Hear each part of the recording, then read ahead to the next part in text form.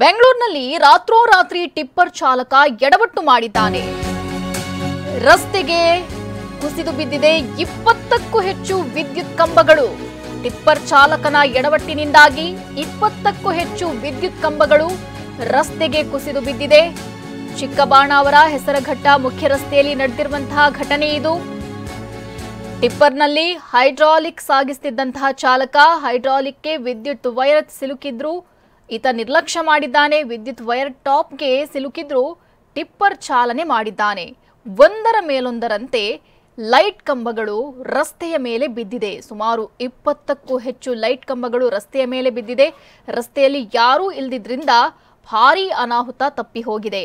Light ಕಂಬಗಳ ತೆರವು tipper ಚಾಲಕನ ಆತನನ್ನ ಇದೀಗ ವಶಕ್ಕೆ ಪಡೆಯಲಾಗಿದೆ. ಇದು ರಾತ್ರಿ ನಡೆದಿರುವಂತಹ ಒಂದು ದುರಂತ. ಆ ಸಂದರ್ಭದಲ್ಲಿ ಯಾರೂ ಇಲ್ಲದೆ ಇದ್ದಿದ್ರಿಂದ ಸಾಕಷ್ಟು ಅನಾಹುತ ಆಗೋದು ತಪ್ಪಿ ಹೋಗಿತ್ತು. ಆದರೆ ಟಿಪ್ಪರ್ ಚಾಲಕನ ನಿರ್ಲಕ್ಷ್ಯದಿಂದಾಗಿ ಎಂಥ ಅನಾಹುತ ಆಗಿದೆ ನೋಡಿ. ಸುಮಾರು 20ಕ್ಕೂ ಹೆಚ್ಚು ವಿದ್ಯುತ್ ಕಂಬಗಳು ಧರೆಗೆ ಉರುಳಿವೆ. ಅಲ್ಲೇನಾದರೂ ಜನರಿದ್ರೆ ಕರೆಂಟ್ ಶಾಕ್ ಹೊಡೆದು ಎಂತಹ ಅನಾಹುತ ಆಗ್ತಾ ಇತ್ತು.